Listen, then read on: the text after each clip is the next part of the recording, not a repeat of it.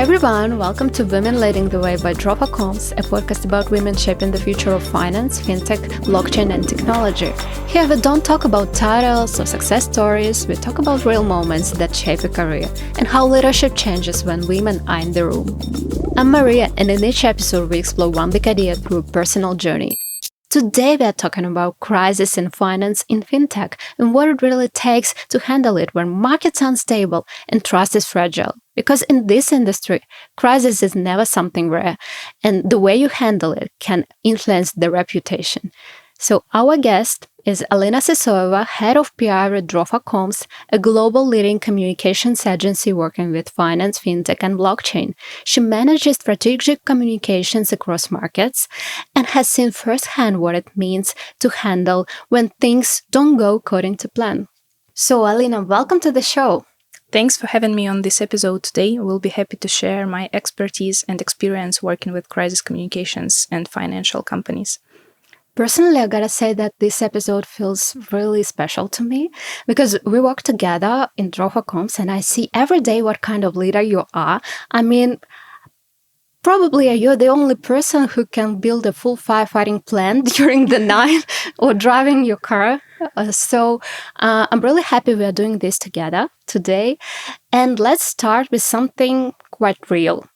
How do you understand that this is the crisis? Is the moment when you realize, oh my gosh, this is happening? I guess it occurs mostly every day when I open my eyes and then check working chats or emails and see there around 100 plus messages, emails before the start of the working day.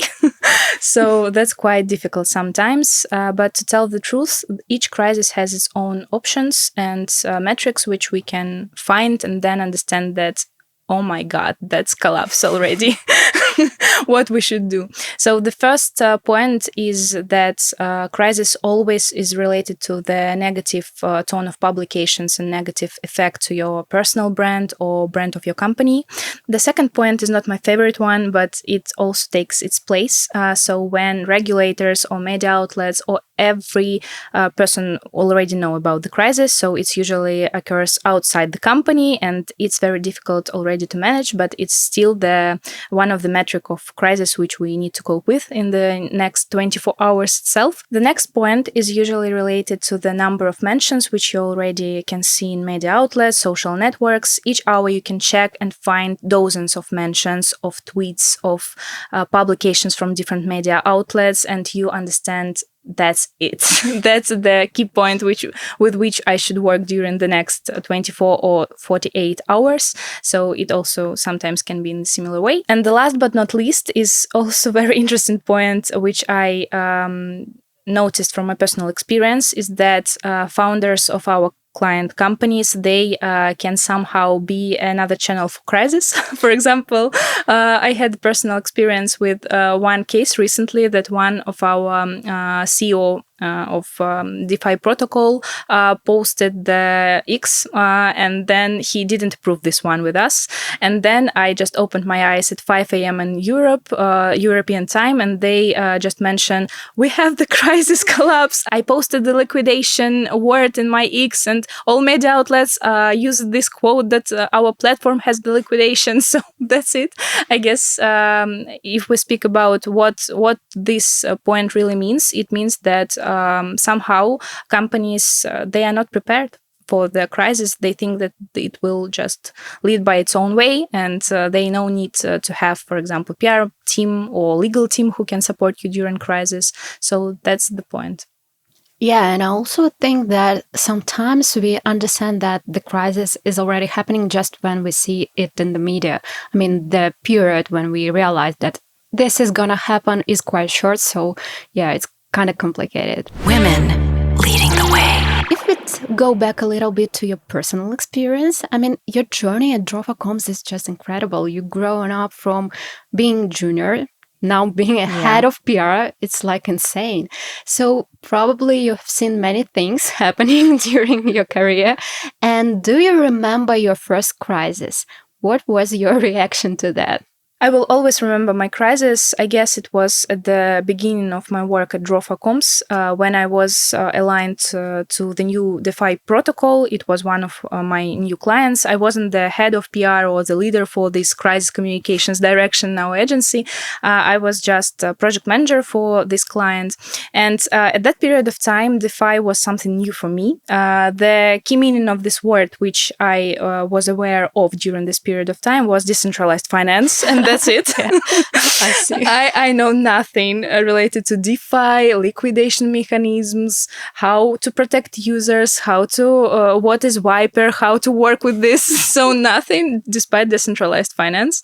And I worked with this project around 2-3 days. And then I have the plan to prepare the anti-crisis checklist for this company the same week. Just in case. Just in case, maybe. Why not? And then one morning, I just decided to check my email and my working chat before the working day.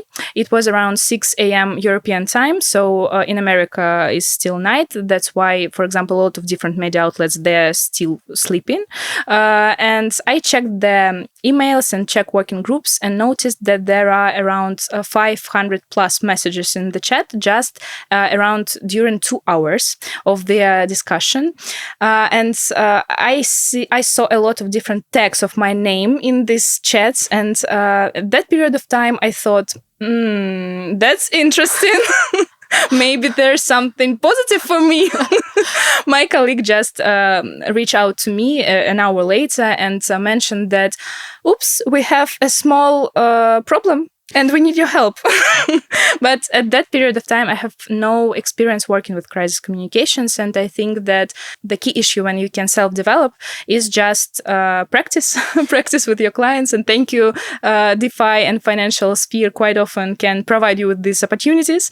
If we speak about this case more in details, so what was the point and the key issue? First point was that it was too early in the morning. That's why it was very difficult to reach out to the legal teams or to the founder of the company or any other team members of our clients. It's like the first point. The second issue was one of the most difficult to work with in the future because I checked the media outlets and all the mentions on the internet about this case. And I noticed that there were around 30 publications in Tier 1 and Tier 2 media outlets, global ones and crypto ones, related to this case. The reason of the case was the risk of liquidation of users' money from the DeFi protocol on the sum around $200 million. And that's why journalists and media outlets, they used this information in their titles and their articles, and we can see a lot of reprints afterwards. And the awful thing is that they used the incorrect information. So they didn't realize that they misunderstood the key point of this crisis. And it was another circumstances which we have to cope with during this period of time. The problem was that I had only one team member who can help me with this case. And I have had only 30 minutes to craft the strategy and craft the plan, what's going on. Still, you should still remember that I know about DeFi only decentralized finance. It's still the same point and the same day. So I have to cope with all my fears and craft the strategy, what we can do during this period of time and during this crisis, not to influence the reputation of our client, not to influence the reputation of our agency as we represent officially this company. So I tried to reach out to our clients and no one answered me because they were busy solving the key issue related to $200 million, not my questions about what's going on, what we should do. That's that, but still. Yes, and what we did during this period of time, we chose the great strategy how we can overcome this crisis. So we directly contacted all the media outlets which published these materials. It was for for that moment around 67 already, not just 40. Crazy. Yeah. And we shared with them information that we represent this client. We can provide you with all official feedback and official announcements from the company. So we should be the final source who can check and who can provide the commentaries from our clients. And it was very crucial and important step, because afterwards it helps us to overcome and to orient around 70 publications related to negative tone, to neutral one, and positive ones, because around 50 media outlets, they got back to me and my team member one and asked for official commentaries, and then they updated the article, included the necessary information in it, and we have no other issues and no other circumstances which developed the negative tone of voice of the company afterwards. So it was related to my first crisis, and I guess that the key lesson from that period of time that we need to definitely be well prepared beforehand and know more about DeFi before started working with the client. Yeah, crazy. And anything you would do differently right now, for example? At that period of time, I thought that, first of all, I should always remember that it's just my work and I should stay professional and I should help my client to overcome this situation. And the second point, as I already mentioned, just to deep dive into DeFi beforehand, not just the simple meaning of these words. Yeah, this is the true professionalism, I guess. And a really crazy first experience check in Women Leading the Way podcast. Speaking of crisis, what do you think is more crucial, the first 30 minutes when it's happening or the crisis itself? Definitely 30 minutes after it already happened, because, as I mentioned, you have dozens of different tasks which you should collect in one plan, in one strategy. So the first point is usually to analyze what's going on, what you should do with this. Then you should synchronize with your team, with the client team, and discuss and choose the necessary template. How will you react during this period of time?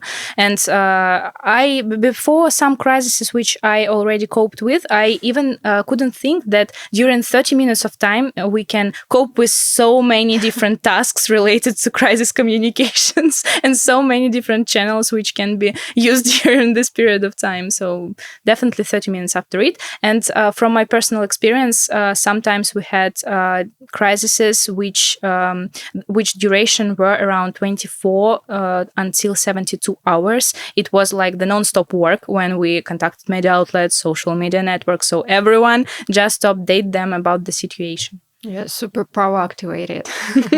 Yeah, that's true. So far, we've been talking about what happens when crisis hits, but what actually gets to that point? I mean, we all know that companies tend not to think about these kind of situations. I guess imagine everyone thinking, this is not gonna happen to me. And I guess with the companies, the same thing. So why do they don't prepare for these situations?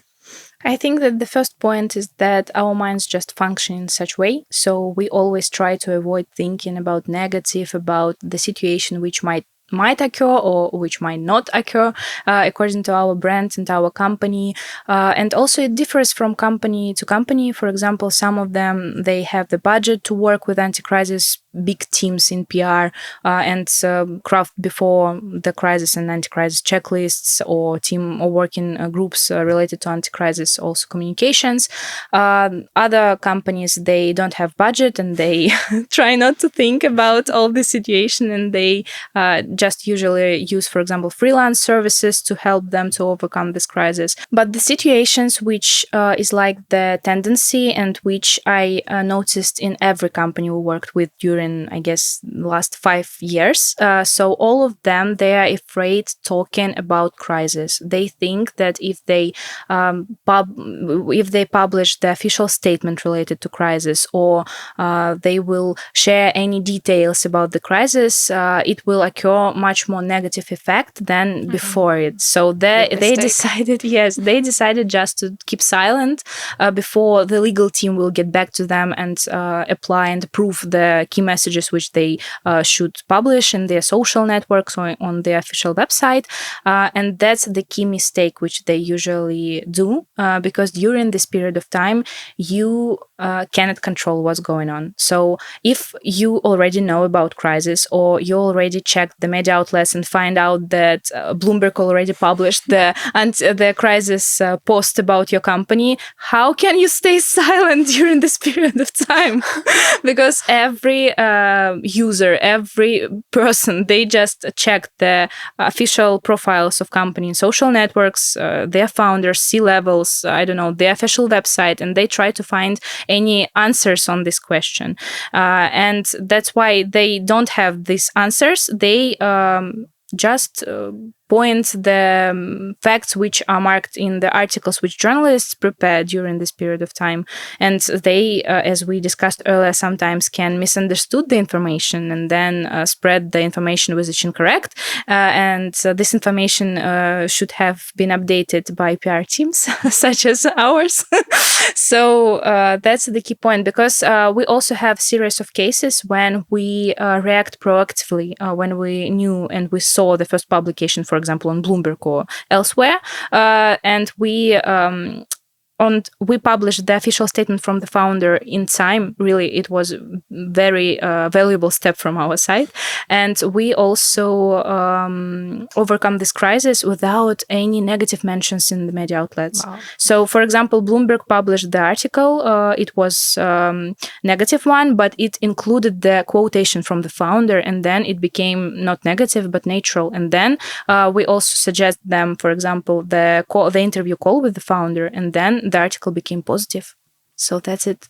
You should stay calm, but not stay silent. Yeah.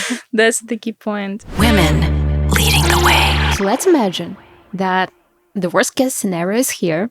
Everything is happening.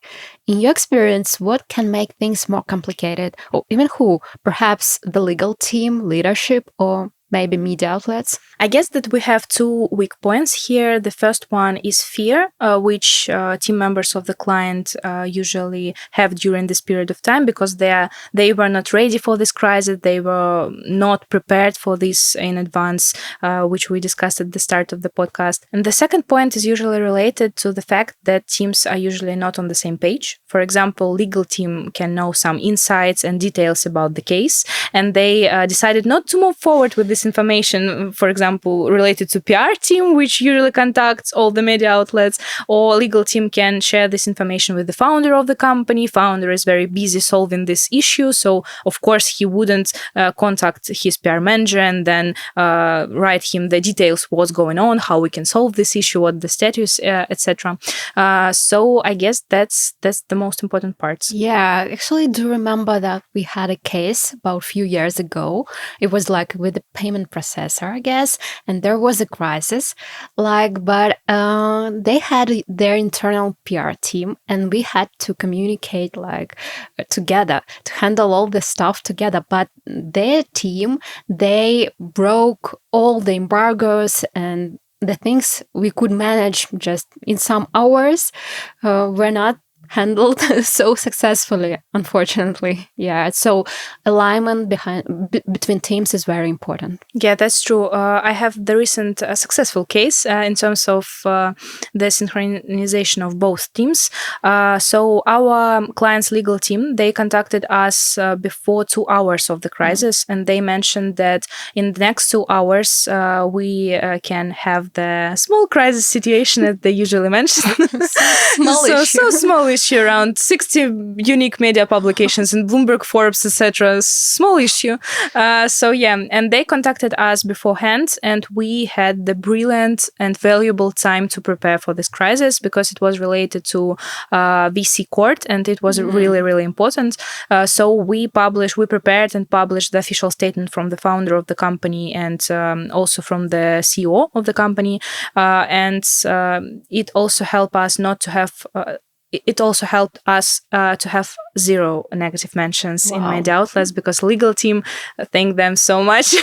They decided to come to us at first, and only afterwards share this information with the founder of the company. And I would like to add small point here, that I think that PR teams and legal teams, we should have the mission to educate our founders, to educate our clients how they should react during the crisis, because we really know which narratives we should use, which key messages journalists would like to hear. So no one can help them despite us. So that's the key point. Yeah, definitely. We should work together as one team because we work in financial landscape and trust here is like a currency. Yeah, that's true. So coming back to more human side of things, it's interesting that crisis always tests your ability to think clearly in situations under the pressure.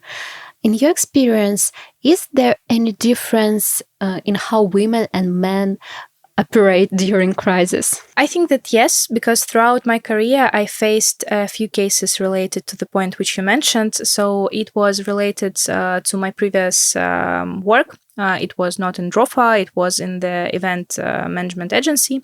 I was working as event manager and I was the project lead for the event, which should take place in around 2 days. And we spent around a month to organize the huge panel with 5 key top speakers from the market. And one day they decided, all of them, 5 of them, decided not to move forward with our panel and just to skip it because someone couldn't attend because of his timeline. The second one just decided to ignore our messages. So that's the point. And as a result, I have the case that we have 2 days before the event. It's the leading panel. I can say that this panel was related to the whole event while people decided to go to attend this event.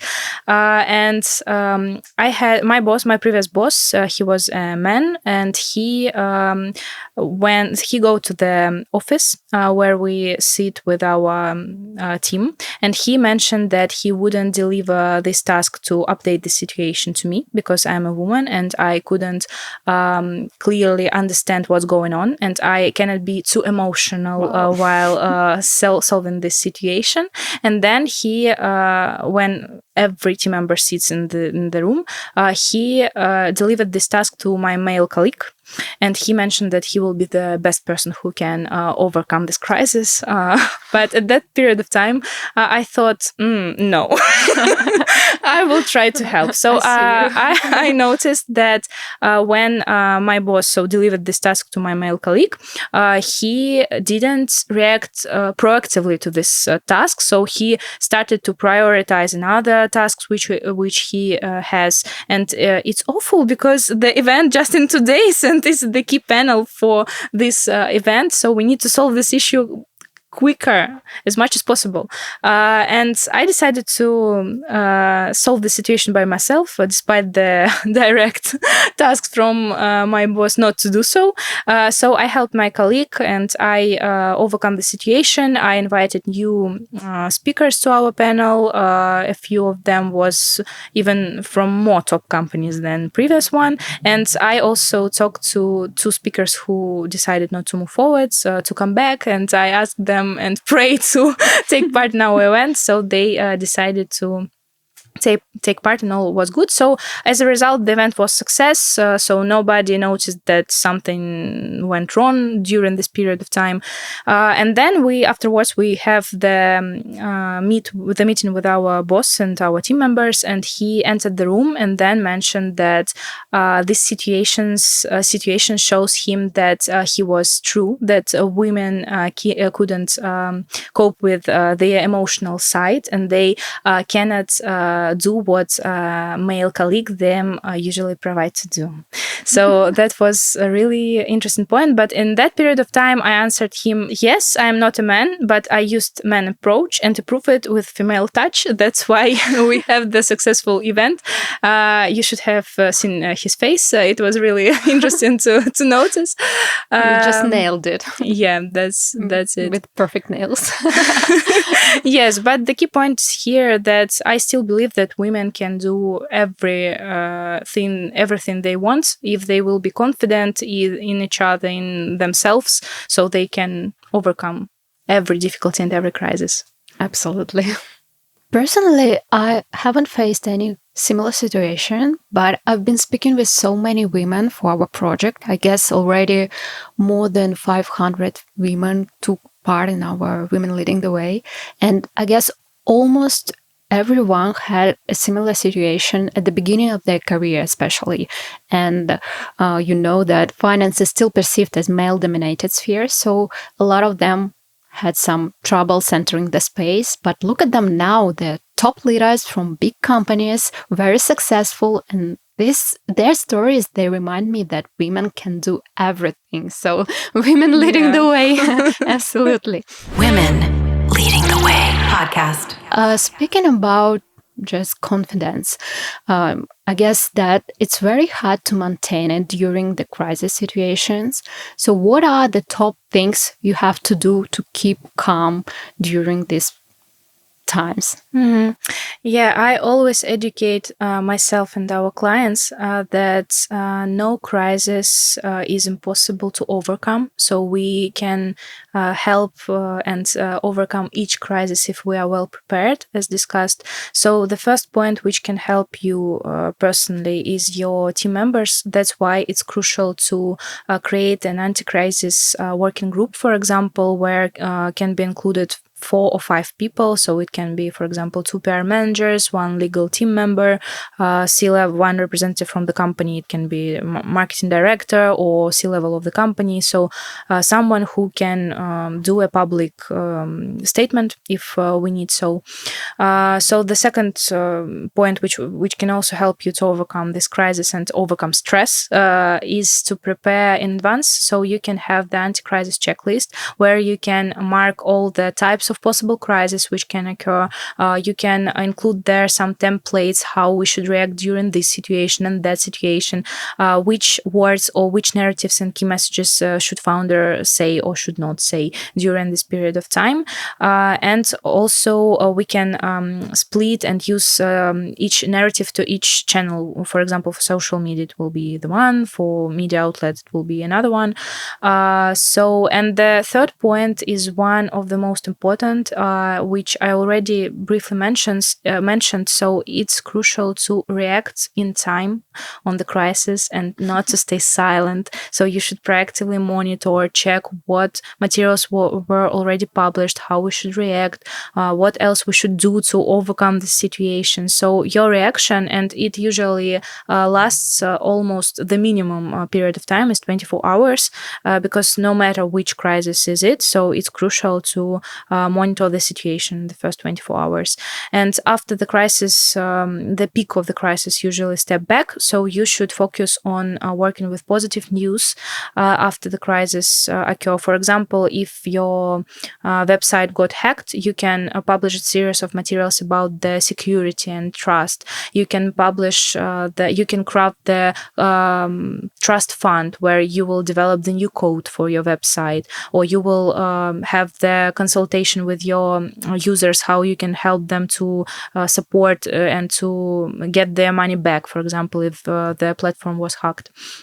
So a lot of different variants how we can help companies and how you can be prepared also for them, but not to stay silent and always be clear and be clear and transparent with your audience, because we work with financial companies. Financial companies work with users' money, and it's very important for them to know that their money are safe and that their money is safe, and that everything is okay even in different difficult situations. And also, despite the fact that I am a PR representative and I usually try not to work with social networks, it still should take its place. So don't forget to use your social networks and social networks of your client, because as I mentioned at the start of the podcast, we even cope with different crises related to the incorrect post in a social media network. And also these channels can be used to see what audience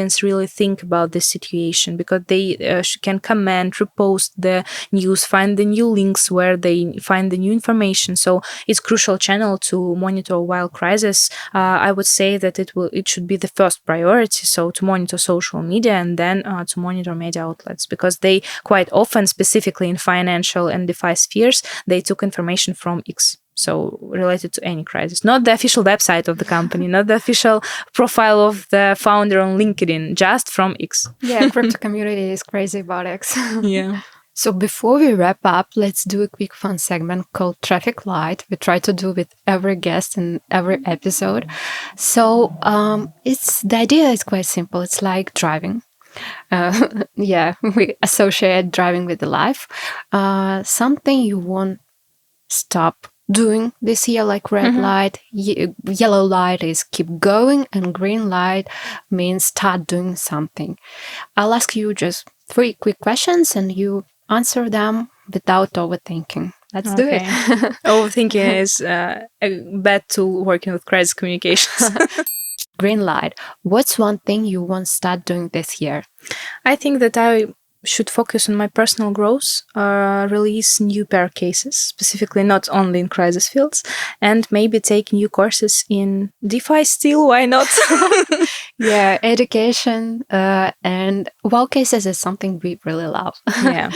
So moving to yellow light, is there anything you want to just keep going this year? I think that I will definitely say that I would like to continue attending leading events from our industry, because last year showed me the great experience networking with new people, finding the new insights about the market, about bear cases. I think that public relations and public communications are the key for your self-development. So it's quite close to the green light, and I'm really keen on attending these leading events from the industry. Yeah, we had so many fun times. Yeah. Specifically in autumn. Yeah, especially for women leading the way. And moving to the red light, is there anything you want to stop doing this year? Think that something is impossible, specifically for women. Yeah, we tend to overthink a lot of things and just forget that nothing is impossible, especially crisis. Yeah, for the companies. And overcoming this crisis. So just to finish all these things, your number one piece of advice for the companies when it comes to handling the crisis? Talk and be open with your audience. That's it. Women leading the way. So, Alina, thank you so much. My pleasure. This conversation was such a powerful reminder that in fintech and finance, where everything is built on trust, crisis is never just an external event, because it's always related to the reputation, and reputation in our industry is the most valuable asset. So, to everyone listening, if this episode resonates with you, please share it with the person who needs to hear it. For more stories and updates, visit womenled.co.uk and follow us on our LinkedIn page. This was Women Leading the Way by Drofa Comms. Thanks for listening, and see you in the next episode. And don't forget, women don't just follow the way, they lead it. Women leading the way. Available on Apple Podcasts, Spotify, and YouTube.